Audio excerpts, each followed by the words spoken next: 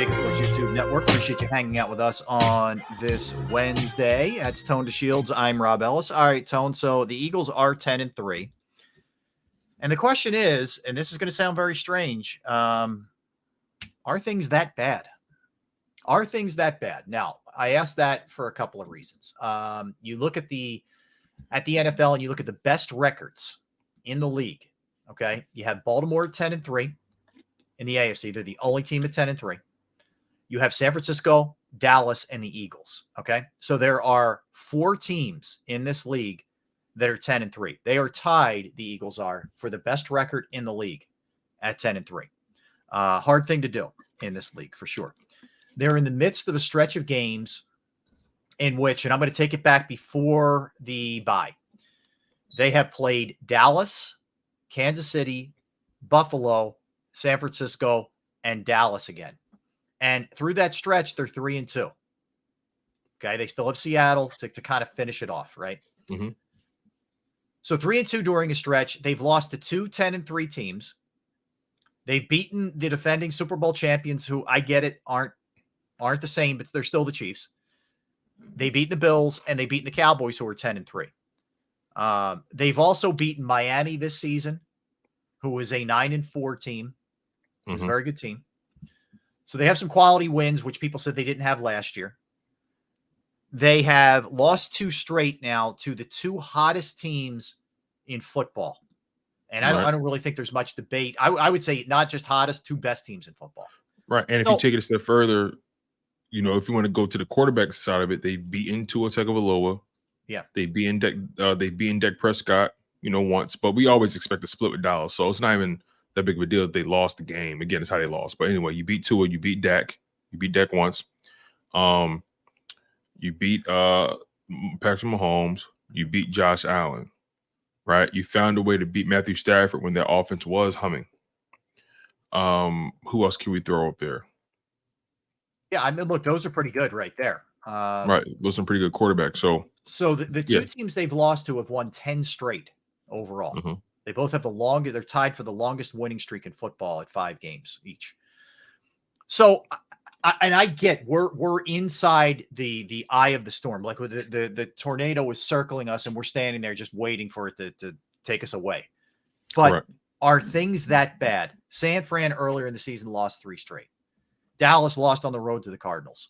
Like, we've seen this team, we've seen other teams that we consider the elite go through some similar hiccups. Okay. Is it as bad as we think it is? The overall picture, no, because they're 10-3.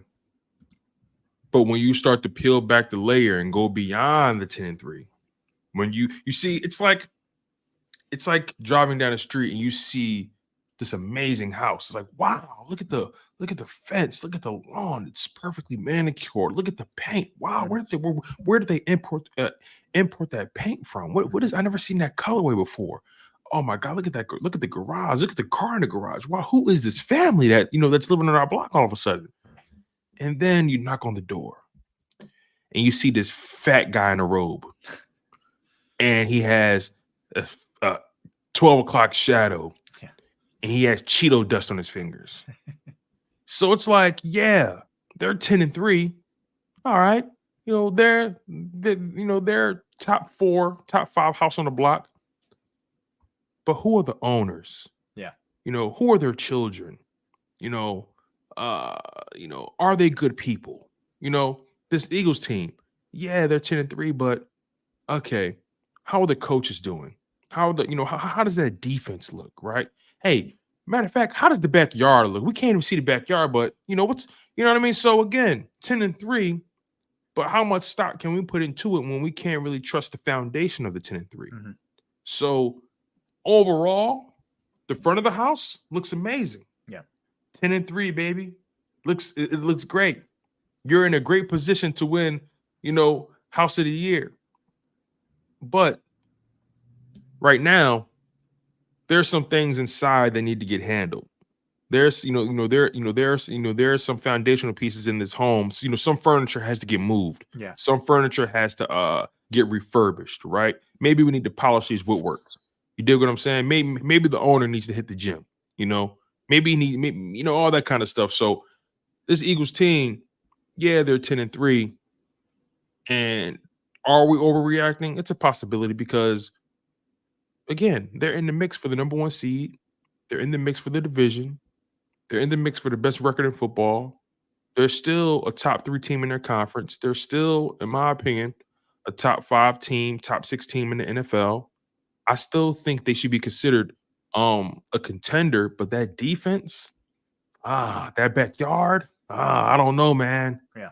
You know, so that's where I'm at with it. What about All you? right. Well, here's where I think you're lying to yourself if you just say 10-3. And we know it, and that's awesome. But we know there's more to it because the aspirations for this team aren't just to get to the playoffs, and it's not just to win the division. It's to win the Super Bowl. And if you ask yourself an honest question, can they win the Super Bowl this way? The answer is no. The follow-up to that is you still have 4 games to fix it and get it well enough. Like, I don't think you're going to fix the defense, whatever that means, fix. I think you can make the defense serviceable and get the offense back to where it needs to be, where it should be a top 3 offense in football. And if you can do that, you can win a Super Bowl. So the improvements on the offense, because there's plenty of talent there, and to me, there's no excuses, where I think there's some legitimate reasons why the defense is what it is. That's what has to happen. But to just sit there and say, hey, man, they're 10-3, everything's fine, I don't think that that's the way to go. I really don't. I think you're setting yourself up for a big, big, big, big disappointment. And here's the thing, right? You know, I want to make this clear too. It's not the fact that they lost, you guys. I'll be honest. Prior to the season, I had this team going 12-5. I had them going 12-5. Same here. I had 13-4, 12-5. You know what I mean? You know what I mean? That was like 13-4 was my ceiling. 11-6 was my floor. So basically, I had them going about 12-5. That's my honest take, you guys. No BS. If you guys want to do the research on that, do your thing. But I had this team going 12-5 prior to the season starting. But again, they're 10-3. They're on pace to do better than that. They're also on pace to do what I expected. But here's the thing: I expect them to do better than what I expected at this point because of them doing their work early and so on and so forth. But again, teams lose games all the time. But that's not what we're debating here. We're discussing how they lost. You know what I mean? My dad always said to me, son, you may have gotten the job done, but sometimes it's how you get it done. Sometimes, sometimes the route is just as important as the destination. Mm-hmm. So, yeah, they're 10-3. They made it to this point in their destination, but what's the route been? How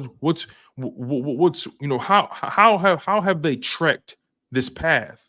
And right now, this path has come with speed bumps, potholes. They've had to climb mountains. They've had to escape through valleys, and this has been a very up and down season. And even through so, they've been winning games, which are signs of a resilient and a good team. But now the chickens have come home to roost, and now this team is at a crossroads. How will they respond? Again, teams lose games all the time. Yeah, but how they lost, to who they lost to, that's the concern. That's the concern, So I also think Coach Marcus makes a good point. It could be overreaction if they do well in the playoffs. If not, then we were spot on. So look, man, this is all conjecture. This is all projections, and at the end of the day, we're reacting in the moment. But the fact of the matter is, this 10-3 football team, yeah, they lost a couple games. No big deal, because I expected them to lose games. But how they lost these games, how the defense looks, we got to keep it real with ourselves, people. Yeah, I mean, I'm a big believer in what my eyes tell me versus it's one of the issues I have. I'm all for analytics, but analytics don't take into account circumstance. Like, I'll give you a baseball example. You could say, oh man, third time around the order, this starting pitcher, you got to get him out of here. He has a 5 ERA when that's the case. I'm sorry, man. If the guy's at like 50 pitches and he threw 6 innings and he's dealing, I don't want to take the guy out. I'll rather take my chances on the guy who's hot than somebody I'm bringing in cold from the bullpen. Go to the football. Agreed. Yeah, go to the football side of this thing.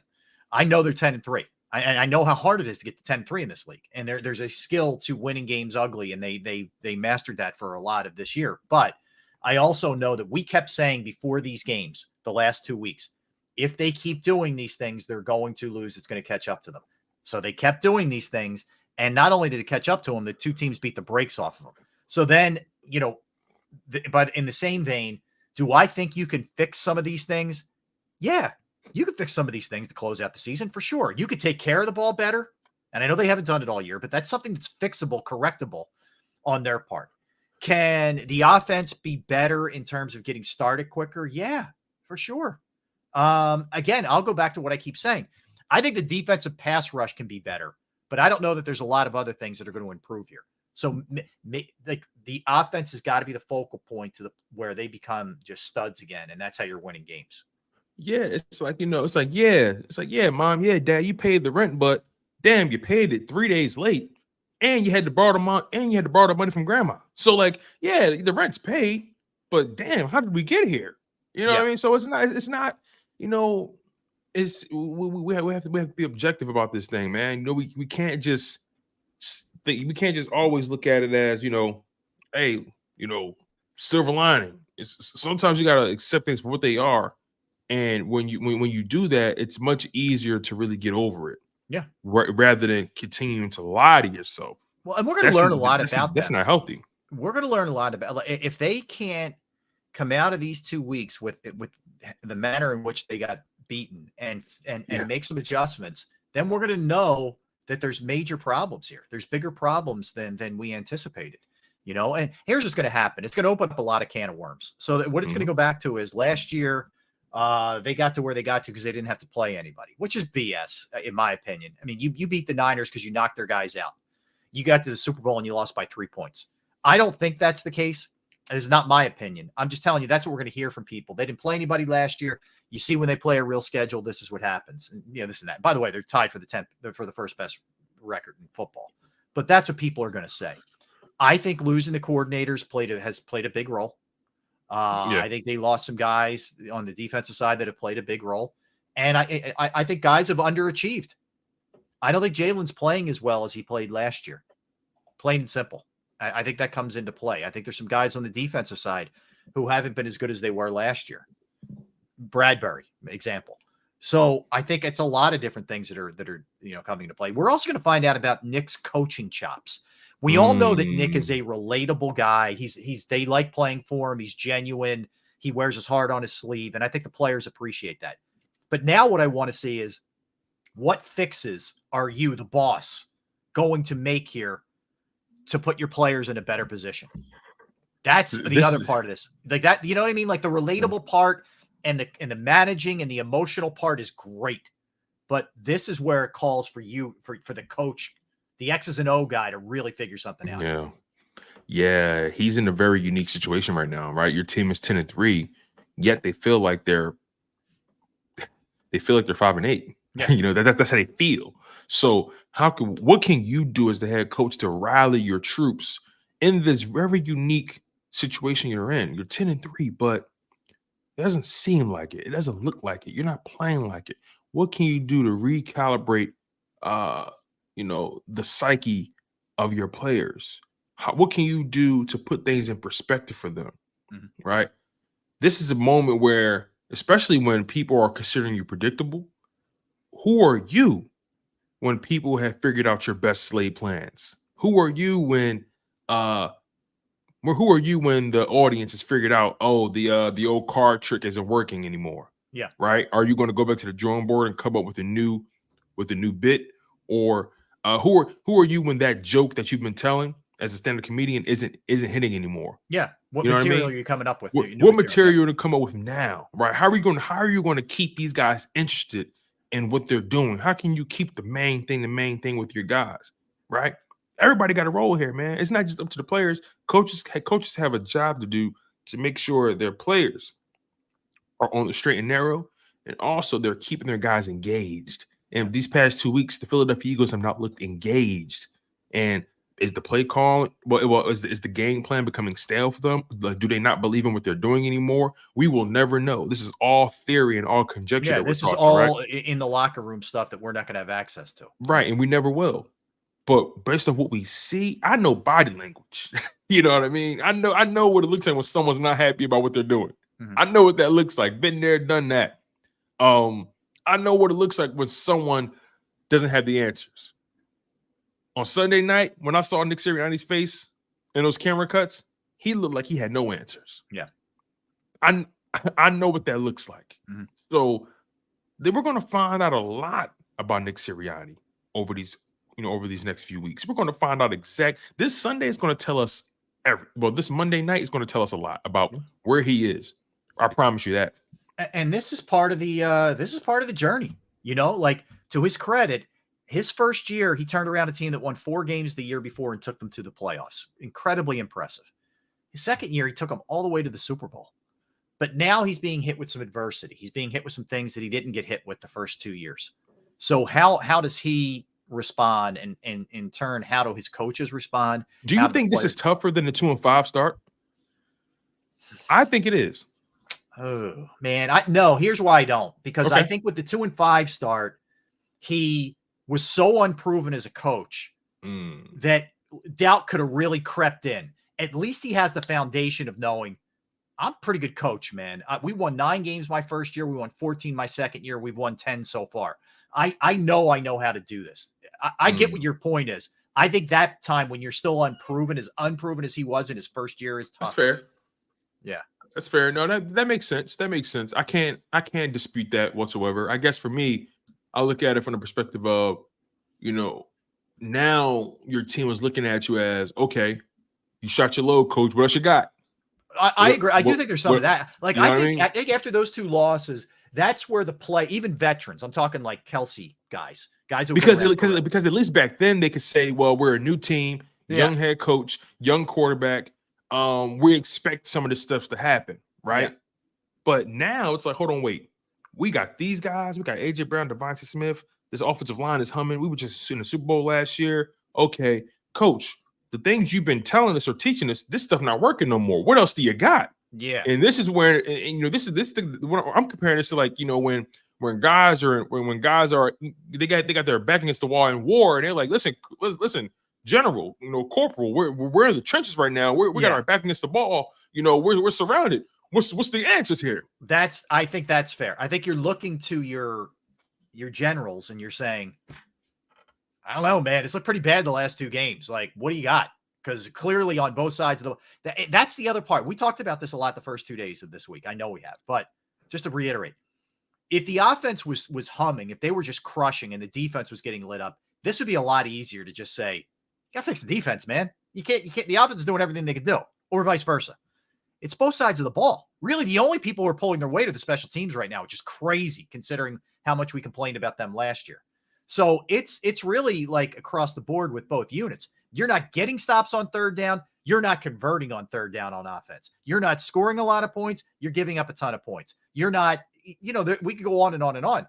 Jalen's not playing at his highest level, his capabilities. Your defensive line, which is supposed to be your best part of that defense, is not playing up to their capabilities. Everybody is off right now. They might be off. It might just mean a little push it that way, or it might mean we got to go all the way. I don't know which it is. A little tweak could go a long way, maybe. Right. It's funny. I kind of compare it to the old adage of it's better to have loved and lost than to not have loved at all. Right. In this case, in Nick Sirianni, is it better to have won and then lost, or to not have won at all? And that's where he's at right now. And that 2-5 start, he didn't have anything yet. So is that easier to deal with rather than you've gained these guys' trust? You've gained all this equity with these guys, and now you're at risk of losing it. What's worse? What's scarier? Yeah. You know what I mean? So this is an important.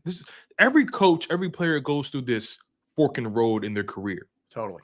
I think this is Nick Sirianni's fork in the road in his career. Mm-hmm. This final game, I think Monday night, I think Monday night can make or break the trajectory of this season and his career. What do you think? I think it's an enormous game because if they lose this game to Seattle, I'm pretty sure, I know they're not winning they're not going to be the number 1 seed. And I think it's probably going to be Dallas winning, even though Dallas' schedule is very tough. Yeah, I don't know, man. I'm not ready to quite say that, but I will say it's a huge game for him. It is. It's a huge game for him because look, for a couple different reasons. I mean, they're also in danger of really falling out, off a cliff if you lose this thing, because I don't know that it would tell me they don't have the answers to be able to fix this. And by the way, this Seattle team is not great. They're okay, but they're not great. And they're not great defensively, and you should score points. I was looking at, and we'll get into them pretty heavy tomorrow. But I was looking at some of their schedule. So the last 2 games, they've given up 28, 41, 31. They had a good game against the Rams where they only gave up 17.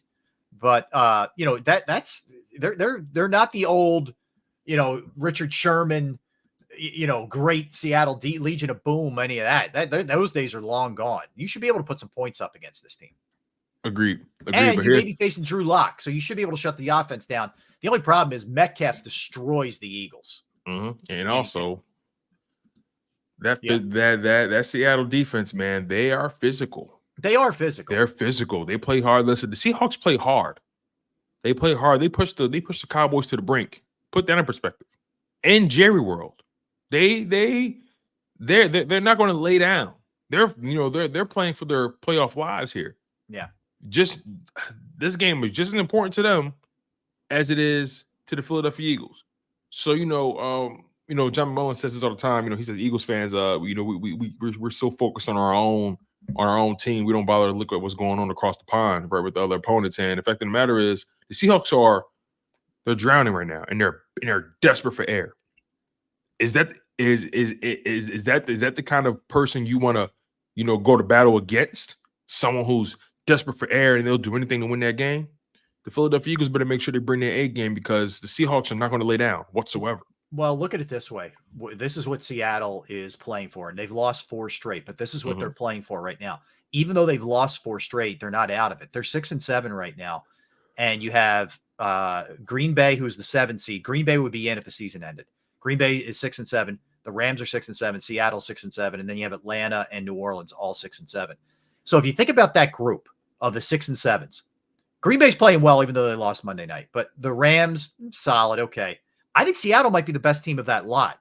So they're not out of it, is my point. They could very easily, they're playing for their playoff lives. They can very easily, if they get on let's say they win 3 of their last 4 and they end up 10-7. I think it gets them in. 9-8 might get you in, but definitely 10-7 gets you in. So Seattle's viewing this like, all right, let's stop the bleeding and let's go. So this is going to be a harder game, I think, that people think it's going to be. Eagles are 4-point favorites last time I checked. Wow. Which considering they haven't won there since 2008 is saying something. It tells you there's not a lot of belief, and it also means that they may not think Geno Smith's going to play. But at least in terms of the decision makers in Vegas, they don't have a whole lot of belief in the Seattle team. I can tell you that much. The Eagles on the road, man. That's a tough place to play. It's an uphill battle from this point forward, if you ask me, because they're fighting more than just the opponent. They're fighting themselves. They have to handle some things in-house. This Eagles team, they were born resilient. They have a lot of guys on that team that have been doubted. They've been cast by the wayside. They've had and they've lost, and they've had to reevaluate themselves and take their games to another levels. We've seen this team go through so many ups and downs over the past several years, and you would like to think that this is just another bump in the road that they're going to have to overcome. You would like to think that, and I believe that they're capable of redemption. I believe they are, but at the same time, this is a defense that has so many weaknesses. Yeah. How far can will and hope take you when there's just a clear-cut talent deficiency? How far? We're going to find out. I agree with you. I agree with you. All right, let's get a timeout. We'll come back. We're going to play a little buy-sell in the NFL. We'll talk some Sixers who play tonight. Flyers lost in overtime. NFL segment. We're going to do our top 5 wide receiver power rankings. We'll give you an update on Bill Belichick. So a lot to dive into the rest of the way. That's for sure. Don't go anywhere. Tone to Shields, Rob Ellis, Sports Take, JAKIB Sports YouTube Network. Let's talk about Pro Action Restoration. Yes, if you have a home, you have a business, and you've experienced the pain, the inconvenience of water, fire, smoke, mold damage to your property or a building that you own, they're the people you reach out to. Pro Action Restoration is on call 24 hours, 7 days a week to assist. I personally have gone through it. I'm in the midst of it right now with the water damage that I had, and they have been awesome. They have been awesome. In fact, the crew's going to be back out here on Friday, laying some more drywall and working on the ceiling where damage came from water from above. They are licensed, bonded, and fully insured. They've been serving the tri-state area for more than 2 decades. Pro Action Restoration will work in conjunction with your insurance company. So again, it could be water, fire, smoke damage, mold remediation, you name it, they can handle it. Give them a call, 610-623-3760, 610-623-3760, or online at proactionrestoration.com. That's proactionrestoration.com.